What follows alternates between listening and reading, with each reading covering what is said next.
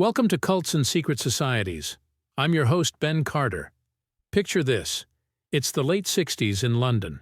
The air is thick with the scent of rebellion and the fervor of a generation seeking something more than what the conventional world offers. It's in this backdrop, under the cover of darkness, that an unusual gathering takes place. In the dimly lit basement of an old, nondescript building, a group of people cloaked in robes of red and black gather. They sit in a circle, their faces obscured by hoods, their hands gently stroking the dogs that sit obediently by their sides. In the center of the circle, atop a makeshift altar, lies a single red rose, its petals seeming to glow in the faint light. The room is filled with the eerie sound of a low chant. It's an atmosphere that's chilling yet strangely captivating. This is not your typical social gathering or a mere meeting of minds. This is the initiation ceremony of the Process Church of the Final Judgment, a group that would go on to become one of the most notorious cults of the 20th century. This group, often referred to simply as the Process, was a unique blend of various philosophies and religious ideologies. It was a melting pot of Christian and satanic elements, its theology centered around the concept of four great gods: Jehovah, Lucifer, Satan, and Christ. The members believed that these deities represented different aspects of the human experience: discipline, love, destruction, and resurrection, respectively. They were convinced that their rituals and beliefs would play a crucial role in the final days of humanity, culminating in a catastrophic event they referred to as the apocalypse. The Process, however, wasn't just a doomsday cult. They sought to redefine the concepts of good and evil, asserting that Satan and Christ were not adversaries but brothers who needed to reconcile for humanity to reach a state of divine unity. This radical reinterpretation of religious texts and theology was shocking to many, but it was also part of what made the Process so magnetic for those seeking a break from traditional norms. The role of dogs in their rituals, too, was intriguing. They weren't just pets or mascots for the Process. They were considered divine creatures, symbols of the unconditional love and loyalty that was expected from each member of the group. They believed that dogs, in their loyalty and devotion, represented the ideal disciples, and thus they were an integral part of their religious ceremonies. The Process Church of the Final Judgment was a cult that blurred the lines between good and evil, love and fear, life and death. Its rituals, beliefs, and practices continue to intrigue and puzzle us, offering a glimpse into the power of belief and the lengths to which people will go in their quest for spiritual fulfillment. Yet, as we delve deeper, we find that beneath the chilling ceremonies and the dramatic theology, there were darker secrets and more disturbing elements at play. To fully understand the Process Church of the Final Judgment, we must journey back to the mid-20th century, specifically to London in the year 1963. The world was at the height of the Cold War, nuclear threats loomed large, and the counterculture movement was gaining momentum. It was a time of uncertainty and change, an era that bred a sense of disillusionment with established norms and institutions. These conditions provided fertile ground for alternative and radical belief systems to take root. The Process was born out of a self-help therapy group called the Compulsions Analysis Seminar. This group was led by two individuals named Robert de Grimston Moore and Mary Ann McLean. Both were former members of the Church of Scientology who had been expelled for their unconventional ideas. Moore, a former architecture student, and McLean, a former sex worker, met while they were both attending a Scientology course in London. Their shared disillusionment with traditional religious institutions and fascination with the occult led them to form their own group. The Compulsions Analysis Seminar began as a therapeutic community, but quickly evolved into something more. The group's practices became more ritualistic, incorporating elements of various religious and occult traditions. Moore and McLean, now known as the Teacher and the Oracle respectively, began to develop a complex theology, focusing on the reconciliation of opposites and the impending apocalypse. The Process Church of the Final Judgment was officially established in 1966. They believed that the world was on the brink of destruction, and that their spiritual journey would guide humanity through the impending apocalypse. The Church's teachings were steeped in mysticism and symbolism, reinterpreting Christian and satanic ideologies in a way that was both shocking and compelling. Their unique blend of religious elements attracted those disillusioned with conventional spirituality. The process offered a sense of belonging, a radical alternative to mainstream religious beliefs, and a way of making sense of a world that seemed increasingly chaotic and uncertain. The Church's teachings also challenged societal norms, offering a new perspective on morality and the nature of good and evil. The Process Church was secretive, operating largely outside the public eye. Members lived communally in various locations, including London, New Orleans, and Mexico, before settling in Utah in the 1970s. Despite their secrecy, however, the group attracted attention and criticism from both the media and law enforcement agencies. Their unconventional beliefs, the rumors of ritualistic animal sacrifice, and their association with notorious figures such as Charles Manson all contributed to their growing notoriety. As we continue to delve into the history and beliefs of the process, we will see how this group, born out of a time of societal upheaval and spiritual questioning, managed to attract a loyal following with its unique theology and mysterious practices. From its beginnings as a self-help therapy group to its evolution into one of the most notorious cults of the 20th century, the story of the Process Church of the Final Judgment is a fascinating study of the human quest for meaning and spiritual fulfillment. The founders of the Process Church of the Final Judgment were Robert de Grimston, born Robert Moore in 1935, and his wife Mary Ann McLean. They met while members of the Church of Scientology, but after a disagreement with founder L. Ron Hubbard, they split to establish their own group. Initially, the Process was a psychotherapy group called Compulsions Analysis, but as their ideas evolved, so too did the nature of the organization. De Grimston, who was considered the Church's main prophet, would pen the group's doctrines, which were largely centered around the idea of the reconciliation of opposites. The theology of the Process was unique. It revered four separate gods: Jehovah, the wrathful God of vengeance and retribution; Lucifer, the light-bringer and symbol of enlightenment; Satan, the receiver of transcendent souls and bodies; and Christ, the reconciler of opposites. The Process Church believed that the end of the world was nigh, but rather than fearing this apocalypse, they embraced it. They believed that only through the end could a new beginning emerge. Members were taught that they were spiritual beings, not limited to one life, and that they would not only survive the apocalypse, but also play an active role in bringing it about. Membership in the Process Church was not just about subscribing to its beliefs. It was a way of life. Members lived communally, often in isolated locations, and each was assigned a role within the group. Some were tasked with recruitment, others with the production of the Church's magazine, while others were responsible for taking care of the dogs that were central to the Church's rituals. The dogs, often German shepherds, were seen as sacred beings, intermediaries between humans and the spiritual realm. Beliefs were enforced through regular rituals and ceremonies, as well as through the communal lifestyle that encouraged conformity. Members were required to take vows of poverty and chastity, and to sever ties with their former lives. This level of control, combined with the apocalyptic teachings of the Church, helped to create an environment where dissent was unlikely. Despite its secretive nature, the Process did engage with the outside world to some extent.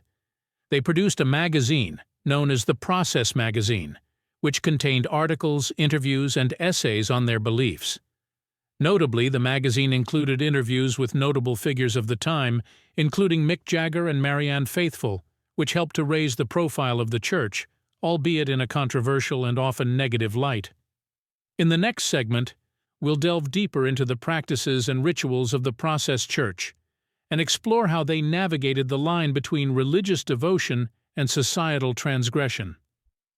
The Process Church, enigmatic and esoteric, has over the years been the subject of numerous conspiracy theories. Some of these accusations are steeped in fear and misunderstanding, while others hint at darker, more sinister undertones.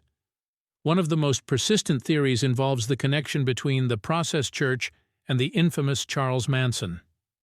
The theory suggests that Manson was influenced by the teachings of the Process Church, and that his infamous helter-skelter vision of an apocalyptic race war was inspired by the Process Church's own apocalyptic teachings. Some even go as far as to suggest that members of the Process Church were directly involved in the murders orchestrated by Manson and his followers, although there is no concrete evidence to support these claims. Another popular conspiracy theory alleges that the Process Church had clandestine connections with various governmental and non-governmental organizations. Those who subscribe to this theory suggest that the Process Church was a front for covert operations by entities such as the Central Intelligence Agency, or CIA, or the British intelligence agencies. The basis for these theories often lies in the alleged connections between the Process Church's leaders and members of the intelligence community. Perhaps the most insidious of the conspiracy theories surrounding the Process Church is the accusation that they were involved in satanic rituals and sacrifices. This claim stems from the Church's reverence for Lucifer as an aspect of God and the use of symbolic rituals that some outside observers misinterpreted as satanic. The Process Church vehemently denied these allegations, insisting that their rituals were symbolic and that no harm came to any animals or humans during these ceremonies. However, the group's secrecy, combined with their unconventional beliefs and practices, made them a prime target for accusations of hidden nefarious activities. The media, always hungry for a sensational story, often fueled these conspiracy theories, further tarnishing the image of the Process Church in the public's eye. Despite the numerous allegations and conspiracy theories, the Process Church maintained its innocence and continued to practice its rituals and spread its teachings. However, the damage was done, and these conspiracy theories continue to color the public's perception of the Process Church to this day. The group, shrouded in mystery and controversy, remains a fascinating study in belief, fear, and the power of rumor. In the next segment, we will look at the legacy of the Process Church and how it continues to influence modern culture and spirituality long after its most active years. We will delve into its evolution, its impact, and its enduring mystery. In the world of secret societies, symbols and rituals often serve as a coded language, a way of communicating hidden truths to those in the know, while keeping outsiders in the dark. The Process Church of the Final Judgment was no exception. They had their own unique set of symbols, codes, and secret knowledge, which added another layer of intrigue and mystery to their already enigmatic reputation. Perhaps the most recognizable symbol associated with the Process Church is the Cross of Lorraine. This emblem, a cross with two horizontal bars, has a long history and has been used by several organizations over the centuries, but for the Process Church, it had a very specific meaning. The Cross of Lorraine represented the dual nature of God, as understood by the Church, a force of both destruction and creation, embodying the principle of opposites. The two bars of the cross symbolized these opposing aspects, the destructive and the creative. On a deeper level, the Cross of Lorraine represented the Church's belief in the reconciliation of opposites. In their view, it was only by acknowledging and accepting these dualities, good and evil, love and hate, life and death, that one could attain spiritual enlightenment. In addition to their emblem, the Process Church also used a unique hand sign, a clenched fist with the thumb extended, pointing downwards. This signal was often used during their rituals and was said to symbolize the descent of the spirit into matter. This hand sign, like the Cross of Lorraine, was more than just a symbol. It was a tool of transformation. By using these signs and symbols in their rituals, members of the Process Church believed they were channeling divine energy and aligning themselves with the cosmic forces that govern the universe. Language also played a significant role in the Church's rituals and ceremonies. Members of the Process Church often used coded language, cryptic phrases, and secret names in their rituals. This coded language was thought to have mystical power and was used to invoke the divine and to express spiritual truths that could not be communicated through ordinary language. The use of these symbols, codes, and secret knowledge was not just about maintaining secrecy. It was a way of creating a sense of unity and shared understanding among the members of the process church. These symbols and rituals served as a bridge between the mundane world and the spiritual realm, a way of connecting with the divine and seeking truth in a world riddled with illusion and deceit. In the next segment, we will explore the legacy of the process church and its influence on modern culture and spirituality. Despite the controversies and conspiracy theories, the process church has left an indelible mark on the world of alternative spirituality, and its shadow continues to loom large over the landscape of contemporary occultism. Throughout its existence, the process church of the Final Judgment has been the subject of numerous attempts to expose its inner workings, secrets, and alleged illicit activities. From journalists and law enforcement agencies to disillusioned ex-members, numerous individuals and institutions have sought to shed light on the shadows cast by the enigmatic cult. Perhaps the most notable among these was Ed Sanders, an investigative journalist, poet, and counterculture figure. In his book, The Family, published in 1971, Sanders delved into the Manson family, the infamous cult led by Charles Manson. The book claimed links between the Manson family and the process church, stirring a significant controversy and bringing the church into the limelight. The process church responded to these allegations with legal action, suing Sanders for defamation. The case was eventually settled out of court, with Sanders agreeing to remove the references to the process church from future editions of his book, signifying a victory for the church and its efforts to control its public image. In the mid-70s, the FBI began an investigation into the process church as part of a wider probe into religious cults and their potential threats to national security. Although the FBI found no evidence of criminal activity, they discovered a complex web of businesses, properties, and financial arrangements that revealed the church's vast resources and influence. The church did not take these investigations lightly. They employed a variety of tactics to counter these attempts at exposure, ranging from legal threats and intimidation to disinformation and denial.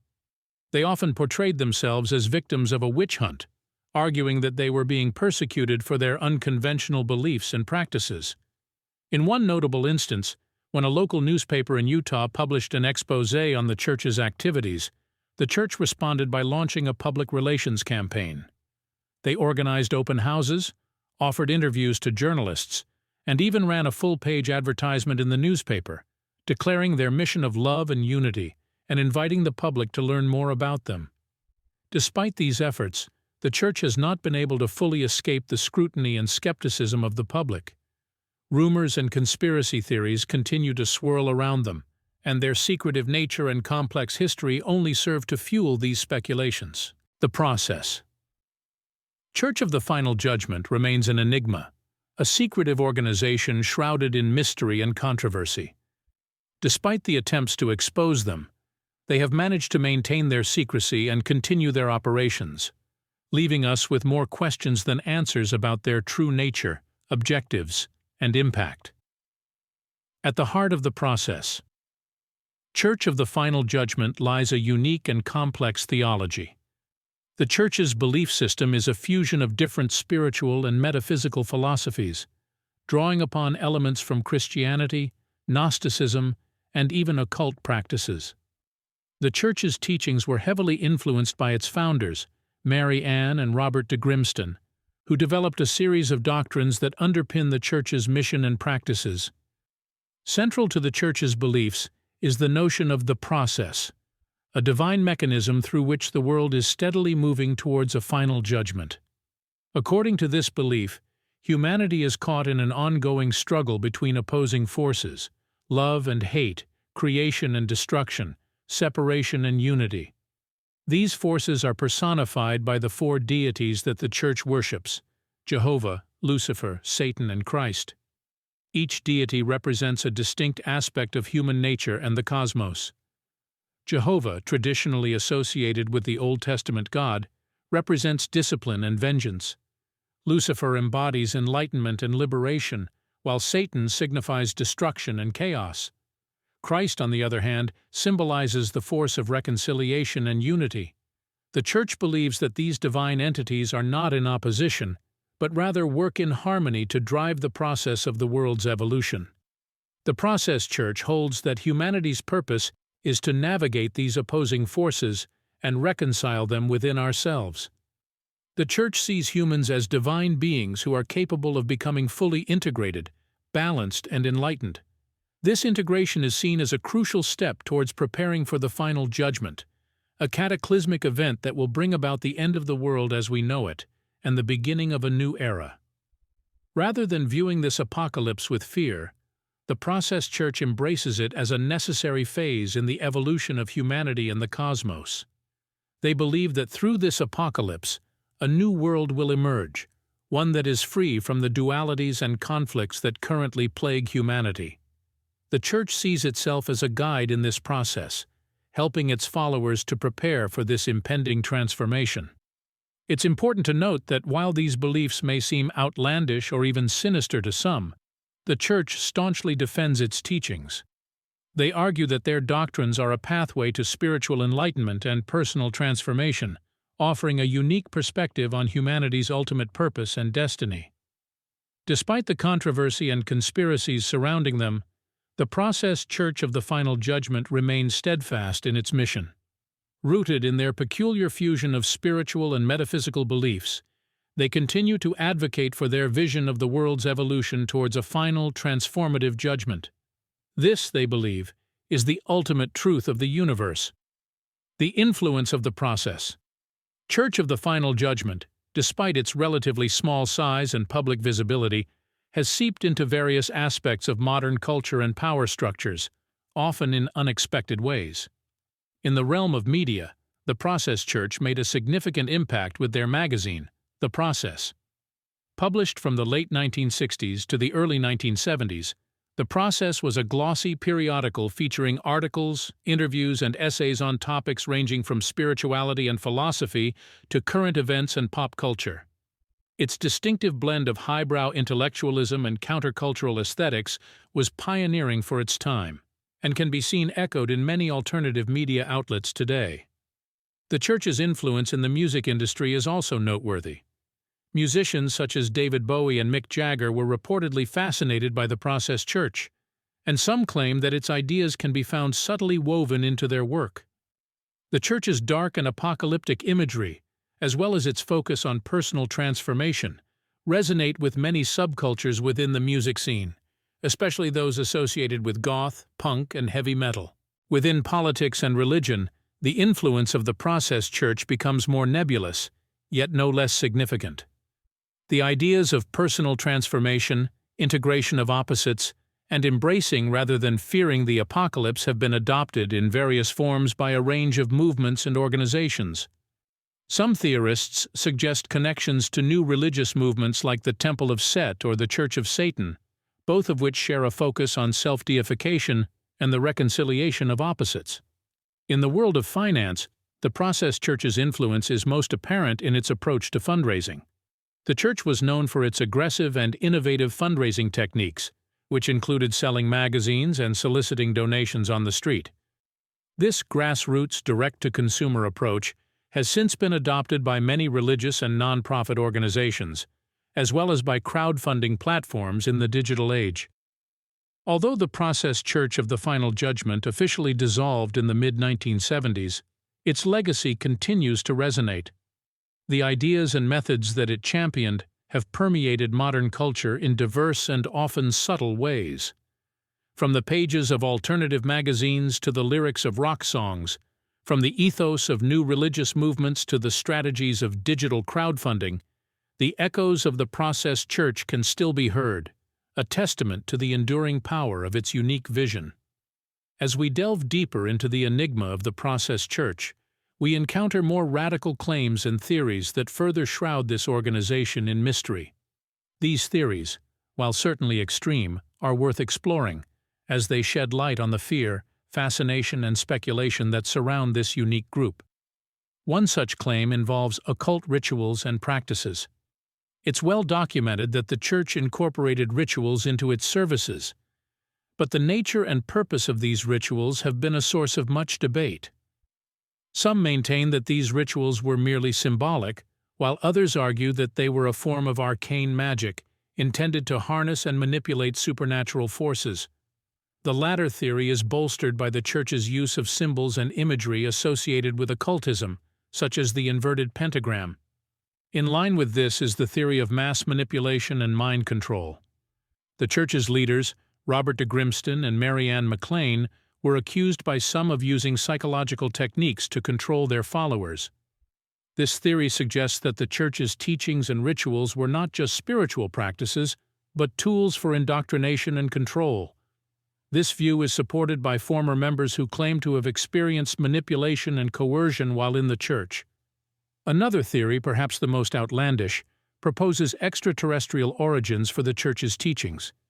This theory posits that the Church's leaders received their revelations not from a divine source, but from extraterrestrial beings. The Church's focus on the end of the world and the coming apocalypse, according to this theory, was not a spiritual prophecy, but a warning about an impending alien invasion or planetary disaster. There are also theories that link the Process Church to high-profile events and individuals. For instance, some speculate that Charles Manson, infamous cult leader and convicted murderer, was influenced by the teachings of the Process Church. This theory, largely based on Manson's apocalyptic beliefs and his apparent obsession with dogs, is controversial and hotly debated. It's important to approach these theories with an open mind, recognizing that they represent attempts to understand and make sense of a complex and often perplexing phenomenon. Whether these theories hold any weight or not, they add to the intrigue and mystery of the Process Church, a group that, despite its dissolution over 4 decades ago, continues to provoke debate and fascination to this day. As we conclude our journey into the enigmatic world of the Process Church of the Final Judgment, we find ourselves no closer to definitive answers than when we began. The theories we've explored, from psychological manipulation to alien intervention, are less concrete explanations and more thought-provoking possibilities. The Church's secrets remain largely intact, its complex rituals, cryptic teachings, and the true intentions of its leaders obscured by the passage of time and the veil of mystery that surrounds it. The Church's connection to the darker aspects of society, such as the Manson family, is still a matter of speculation.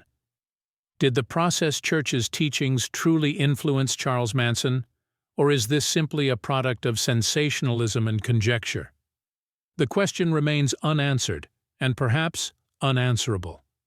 Similarly, the question of mind control, of psychological manipulation used by the Church's leaders to indoctrinate their followers, remains unresolved. Former members have made such claims, their testimonials painting a disturbing picture of coercion and control, but without concrete evidence, we are left to wonder just how much truth there is to these allegations.